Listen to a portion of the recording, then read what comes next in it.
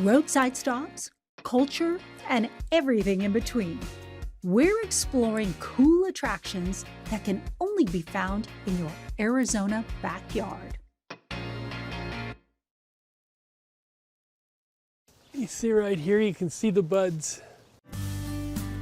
They're little white Lady Banks roses. They come in clusters.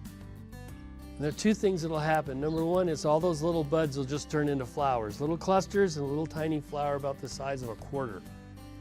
Beautiful little things. And then the smell will come. And I tell people this all the time. It's a beautiful thing to behold, but it smells better. Just a short block away from Dusty Allen Street and that famous shootout reenactment stands the world's largest rose tree, shading this lovely courtyard. It'll be 90 degrees here in June, and you can come out under the rose tree and you can sit like we're sitting today, and it'll be 75, 80 degrees. It'll be beautiful. So it's actually a very pleasant place to spend a warm afternoon in Arizona. And those flowers, they just... Jeff DeVere owns and runs the Rose Tree Museum. A small clipping, probably like one that we sell here at the museum, came over in a trunk from Scotland in 1885 with a woman by the name of Mary Gee. Apparently she gave one of them, which is this one, to her friend Amelia Adamson, who owned the arcade boarding house.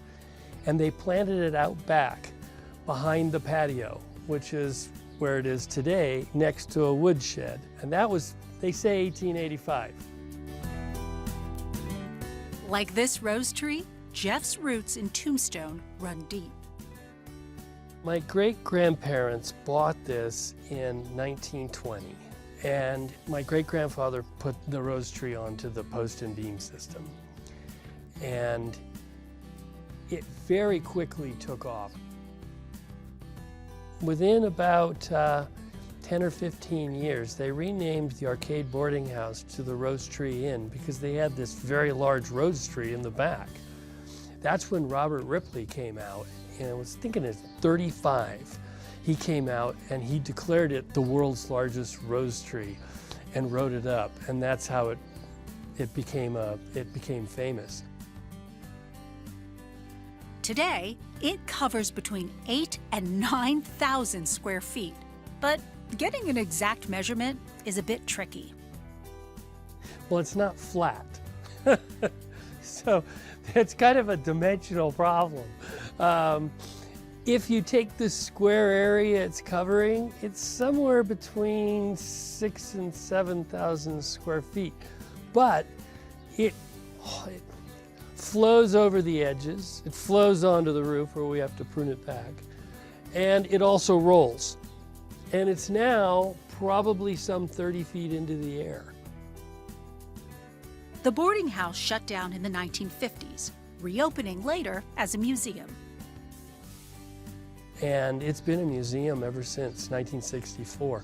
We recently put in some very nice suites, so you can actually stay here now. You can even plant a piece of this beautiful history in your own yard.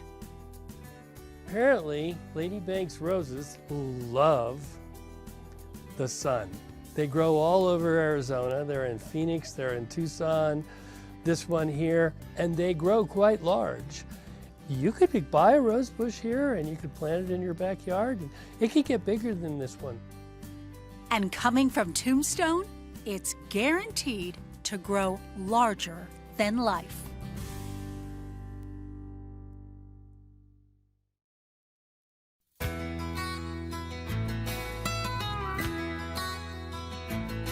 Standing on the Corner is a park that was built by a group of citizens that got together and decided they needed to do something to help with the renovation of downtown Winslow.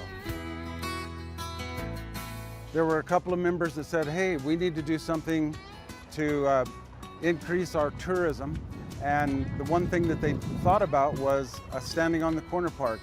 Since there was a song by the Eagles, a hit in 1972, with the lyrics, standing on the corner of Winslow, Arizona, such a fine sight to see. There's a girl, my lord, with a flatbed Ford, slowing down to take a look at me. And so we all thought, well, let's do something. We had people send renditions in. Some had big geckos on the side of the wall and Southwest Cocopellis. But our mission was, if it was not in the song, it shouldn't be in the park. We had an idea that we'd have a mural and maybe a statue. The problem is we didn't have much money. And so we started selling bricks to lay down in the park. The statue itself was put together by a sculptor, Ron Adamson.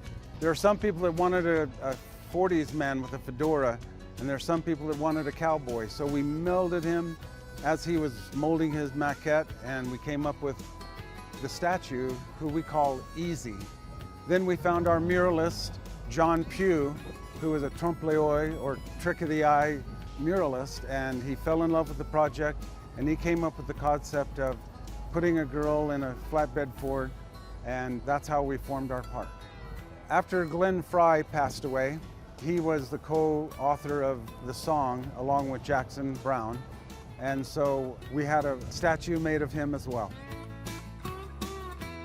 People love Route 66, and coming along Route 66, they want to stop in Winslow, Arizona to be on the corner and take a picture and maybe go to one of the curio shops, stop at a restaurant, maybe stay overnight at a hotel.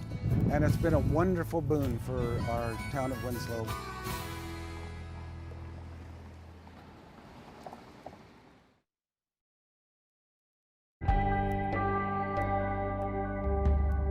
Experts say Lake Powell has something like 3,000 miles of shoreline. But don't think the awe and splendor ends here at the Glen Canyon Dam that created the lake.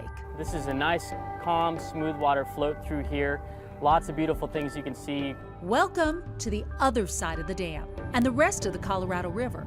Corey Seiler is a guide with Colorado River Discovery, a rafting tour company. And while this isn't the churning whitewater, Corey says it's not always mellow either. This canyon is constantly eroding. There's all kinds of things, rocks falling off here that are eroding this canyon away. And in fact, you know, a few times a year we've seen some pretty big rock falls down here, and they sound like a thunderous boom, like muskets going off sometimes. And I like to tell people this whole place is falling apart. These kids are here on a school field trip. They're hitting the beach at a very special spot. A short hike up the beach is this spot where the blackened talus stone is marked with stories and mystery. That's kind of a life and death scene. So as we're looking at it, it's facing east in this direction. It's also got an adelaide or a spear basically in its back, and it looked like it's been pecked out there down there, which means that there has been a kill that has been made. The ages on here are probably from 700 years to about 2,500 years old. The ancestral Puebloans were actually in the region from about 1,000 years ago to about 3,000 years ago. Petroglyphs, rock art, thought to be made by ancient Native Americans. Periodic floods on the river will dump or remove sand and reveal even more. Just came into view about 17 years ago. So those are fresh and were there stored underground, and they're incredibly detailed. You know, if you think, it would be really difficult to get down on your belly and actually carve those into the rock there. So that probably, when they carved it, was up at about chest level.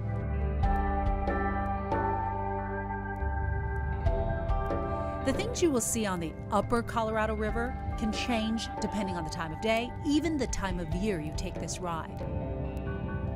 Hot days have some riders eager for a swim, so Corey has this warning about the one thing that never changes here. The water comes out of the dam at a consistent 48 degrees Fahrenheit, so it's chilly. It'll be the quickest swim you ever take in your life, that's for sure.